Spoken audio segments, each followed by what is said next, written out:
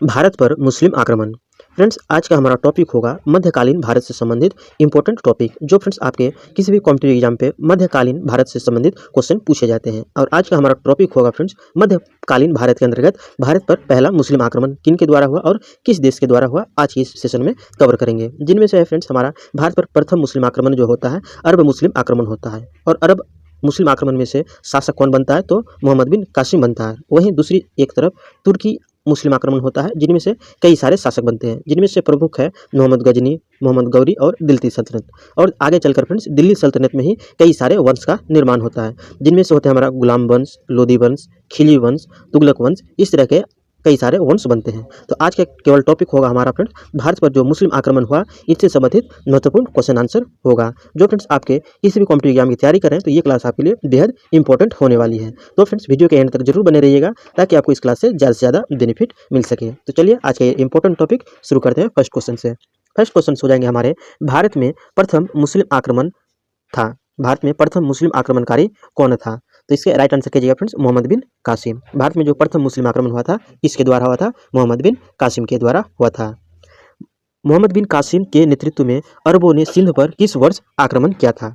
और मुस्लिम आक्रमण में से जो मोहम्मद बिन कासिम ने आक्रमण किया था सिंध पर, इस समय किस समय आक्रमण किया था? तो आंसर है आपके 711 से 712 ईस्वी में मोहम्मद बिन कासिम ने आक्रमण किया था।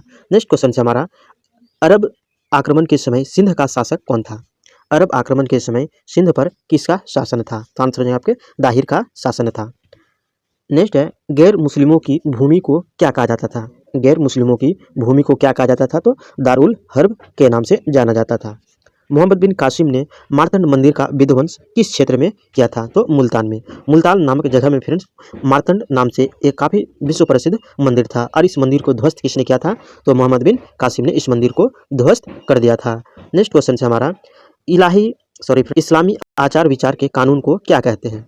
इस्लामी आचार विचार के कानून को क्या कहते हैं? जो फ्रेंड्स मुस्लिमों में काफ़ी प्रचलित है इस्लामी आचार विचार, इस कानून को क्या कहते हैं? तो इसे शरीयत कहते हैं। किस नाम से जाना जाता है? शरीयत कहते हैं। महमूद गजनवी के आक्रमण के समय चालुक्यों की बेंगी शाखा का शासक कौन था?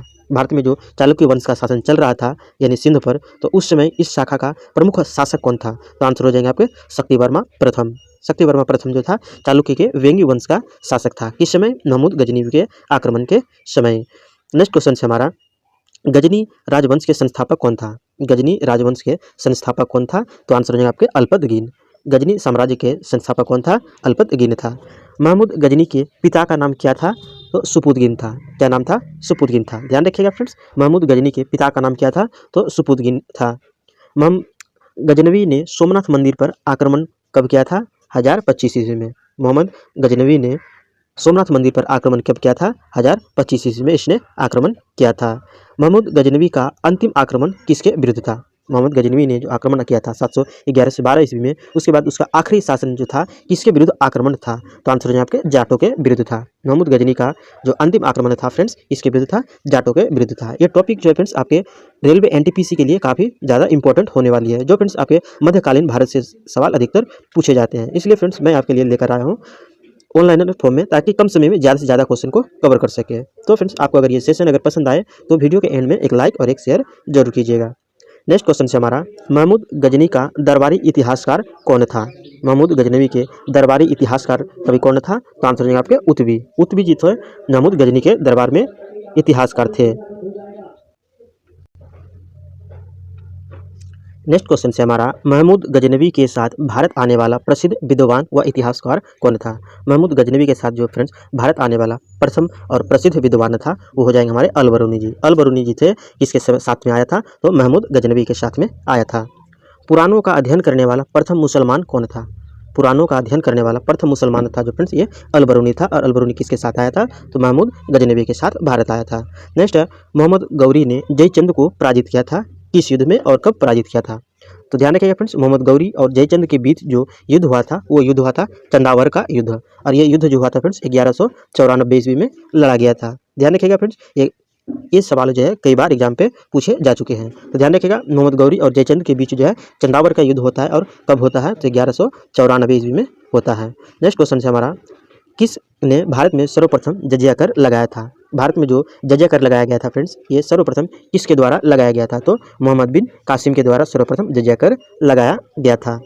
मोहम्मद गौरी को सर्वप्रथम पराजित किया था, किसने पराजित किया था? मोहम्मद गौरी को सबसे पहले किसने पराजित किया था? तो आंसर है आपके भीमद्वितीय और मूलराज द्वितीय ने। भीमद्वितीय और मूलराज द्वितीय ने मोहम्मद गौरी को पराजित किया था सर्वप्रथम। नेक्स्ट है, भारत में मोहम्मद गौरी ने आक्रमण प्रथम अक्ता प्रदान किया था किस शासक को? भारत में मोहम्मद गौरी ने अक्ता प्रदान किया था सर्वप्रथम किसको? तो मोहम्मद कुतुबुद्दीन ऐबक को। कुतुबुद्दीन ऐबक जो फ्रेंड्स मोहम्मद गौरी का गुलाम था और उसी को इक्ता प्रदान किया था, यानी कि फ्रेंड्स एक तरह का राजपाट उसे देकर चला गया था मोहम्मद गौरी ने। किसको? तो कुतुबुद्दीन ऐबक को, जिसे इस्लामी परंपरा में इक्ता कहते हैं। तो ध्यान रखिएगा, मोहम्मद गौरी ने सर्वप्रथम इक्ता किसे प्रदान किया था? तो कुतुबुद्दीन ऐबक को प्रदान किया था। नेक्स्ट है, किस तुर्क ने लूटमार की नीति छोड़कर भारत में स्थायी राजनीति शासन की स्थापना की नीति अपनाई? तो कुतुबुद्दीन ऐबक ने। कुतुबुद्दीन ऐबक ने अपने तुर्क से आई परंपरा को, लूटमार की नीति को छोड़कर भारत में स्थायी राजनीति शासन की स्थापना की नीति अपनाई थी, तो कुतुबुद्दीन ऐबक ने। कुतुबुद्दीन ऐबक जो फ्रेंड्स गुलाम वंश के काफ़ी प्रसिद्ध शासक रहेंगे। इसके नेक्स्ट वीडियो में हम लोग फ्रेंड्स कुतुबुद्दीन ऐबक से रिलेटेड यानी कि गुलाम वंश से रिलेटेड इंपॉर्टेंट टॉपिक को कवर करेंगे।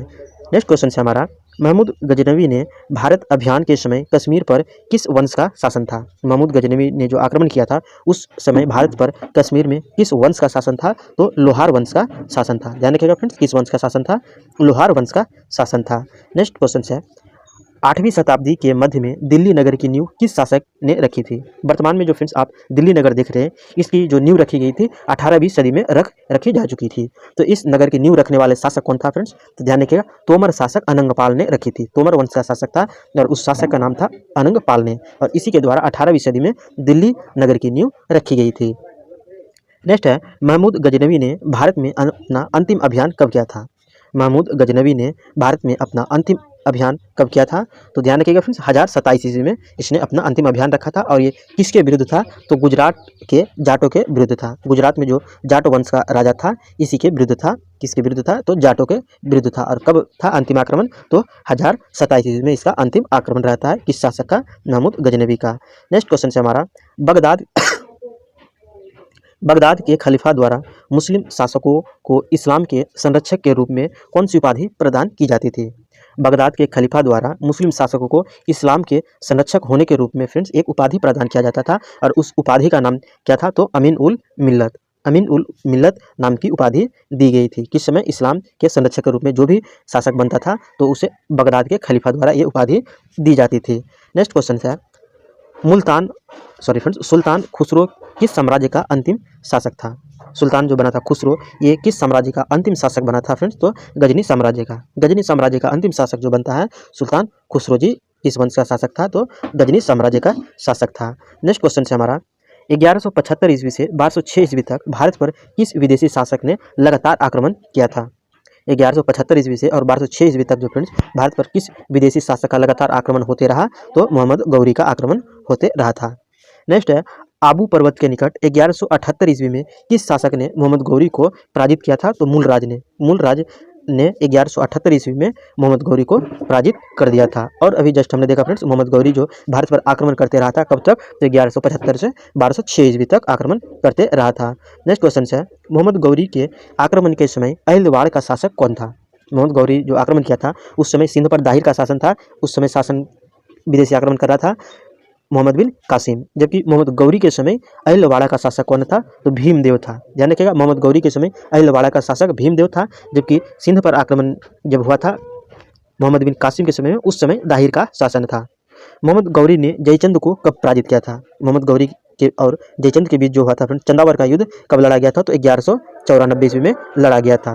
मोहम्मद गौरी और जयचंद के बीच युद्ध जो लड़ा गया था 1194 में लड़ा गया था। नेक्स्ट क्वेश्चन से हमारा, तराइन का प्रथम युद्ध कब हुआ था? तराइन का प्रथम युद्ध कब हुआ था फ्रेंड्स? तो ध्यान रखिएगा, 1911 ईस्वी में हुआ था। और किन के बीच हुआ था? तो मोहम्मद गौरी और पृथ्वीराज चौहान के बीच हुआ था।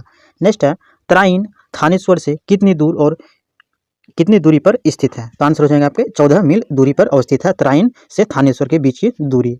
नेक्स्ट है, किस युद्ध के बाद कोई भी भारतीय शक्ति मुसलमानों का प्रतिकार करने की स्थिति पे नहीं थी? किस युद्ध के बाद कोई भी भारतीय शक्ति मुसलमानों का प्रतिकार करने की स्थिति में नहीं थी? यानी कि फ्रेंड्स आप एक तरह से कह सकते हैं इसका विरोध करने वाला कोई नहीं था। तो आंसर हो जाए यहाँ पे तराइन के द्वितीय युद्ध में। त्राइन के द्वितीय युद्ध के बाद मुसलमानों का प्रतिकार करने की स्थिति में कोई नहीं था। नेक्स्ट क्वेश्चन है हमारा, पृथ्वीराज चौहान के विरुद्ध मोहम्मद गौरी की सहायता करने के कारण किस शासक को देशद्रोह की संज्ञा दी गई है? तो आंसर है आपके कन्नौज का जयचंद को। कन्नौज के जो जयचंद शासक थे इसको देशद्रोही की संज्ञा दी गई है क्योंकि इसने पृथ्वीराज चौहान की तरफ से विद्रोही का काम करते हैं, यानी उसके विरोध में युद्ध करते हैं। नेक्स्ट क्वेश्चन है, गौर लौटते समय 15 मार्च 1206 ईस्वी को किसने मोहम्मद गौरी को हत्या कर दी थी? मोहम्मद गौरी की हत्या किसने कर दी थी फ्रेंड्स? तो ध्यान रखिएगा, शिया विद्रोहियों ने 15 मार्च 1206 ईस्वी में जब वह भारत से लौट रहा था उस समय उसे शिया विद्रोहियों ने उसकी हत्या कर दी थी।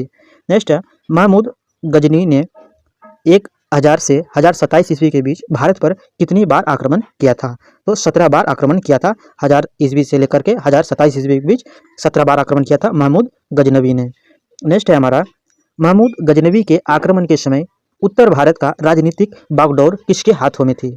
महमूद गजनवी के समय उत्तर भारत की राजनीतिक बागडोर किसके हाथों में थी? तो राजपूतों के हाथों में थी।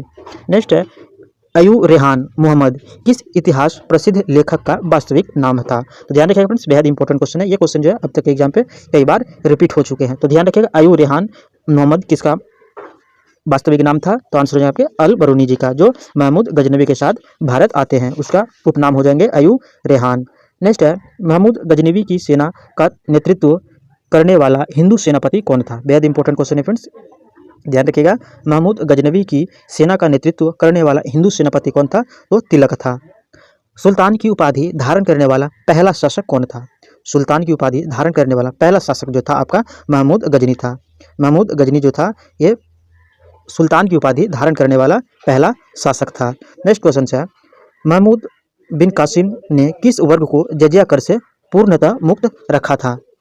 महमूद बिन कासिम ने जो सर्वप्रथम भारत में जजिया कर लगाया था इसने किसको मुक्त रखा था? तो ब्राह्मणों को मुक्त रखा था, विकलांगों को मुक्त रखा था, औरत को मुक्त रखा था, बच्चा और बूढ़ा को मुक्त रखा था। तो ध्यान रखिएगा फ्रेंड्स, ऑप्शन भी आपके इसी तरह से बनाए जाते हैं कि इनमें से किसको जजिया कर लागू नहीं था। इस तरह का ऑप्शन हो जाएंगे, इन पर जो है जजिया कर पूर्णतः मुक्त था, यानी इस पर जजिया कर लागू नहीं किया गया था। ध्यान रखिएगा एक बार और, ब्राह्मणों को, विकलांगों को, औरत को, बच्चा और बूढ़े को जजिया कर लागू नहीं किया गया था। और जजिया कर किसके द्वारा लागू किया गया था? तो मोहम्मद बिन कासिम के द्वारा लागू किया गया था। नेक्स्ट है, भारत पर पहली बार आक्रमण करने वाला कौन था? तो अरब देश का था, और अरब देश का कौन था? मोहम्मद बिन कासिम था। नेक्स्ट क्वेश्चन है, सोमनाथ की मंदिर पर 1025 ईस्वी में महमूद गजनवी के आक्रमण के समय गुजरात का शासक कौन था? तो गुजरात का जो शासक था भीमदेव प्रथम था। कौन था फ्रेंड्स? भीमदेव प्रथम था। हिंदू विधि एक पुस्तक मिताक्षरा किसने लिखी थी? हिंदू विधि का एक प्रमुख पुस्तक है फ्रेंड्स मिताक्षरा। इस मिताक्षरा पुस्तक के लेखक कौन है? तो आंसर है आपके विज्ञानेश्वर जी के द्वारा मिताक्षरा पुस्तक की रचना की गई है। नेक्स्ट क्वेश्चन है हमारा, किस नाटक के कुछ अंश 2.5 दिन का झोपड़ा मस्जिद की दीवारों पर अंकित किया गया है फ्रेंड्स? तो ध्यान रखिएगा, हरी केली जो नाटक है इसका वर्णन जो मिलता है कुतुबुद्दीन ऐबक द्वारा निर्मित 2.5 दिन के झोपड़ा, जिसे मस्जिद के भी नाम से जाना जाता है, इस पे इसके दीवारों पर अंकित है। किस कथा का नाटक वर्णन है? तो हरिकेली नाटक का कुछ अंश का इसमें वर्णन किया गया है। नेक्स्ट है, 1191 ईस्वी का तराइन का प्रथम युद्ध किनके बीच हुआ था? 1191 ईस्वी जो तराइन का प्रथम युद्ध लड़ा गया था ये किनके बीच हुआ था? तो पृथ्वीराज चौहान तृतीय और मोहम्मद गौरी के बीच हुआ था। ध्यान रखिएगा, तराइन का प्रथम युद्ध जो हुआ था पृथ्वीराज चौहान और मोहम्मद गौरी के बीच हुआ था। तो फ्रेंड्स आज का ये इंपॉर्टेंट सेशन यहीं से समाप्त हुआ। तो फ्रेंड्स ये सेशन आपको कैसी लगी और अगर हेल्पफुल लगी हो फ्रेंड्स तो वीडियो को एक लाइक और एक शेयर अवश्य कीजिएगा। और फ्रेंड्स आप अगर हमारे उद्धव क्लासेस पर नए हैं तो उद्धव क्लासेस को सब्सक्राइब कीजिएगा और बेल आइकन को भी प्रेस कर दीजिएगा ताकि आपको हमारी आने वाली इंपॉर्टेंट वीडियो का नोटिफिकेशन आप तक पहुंचते रहे।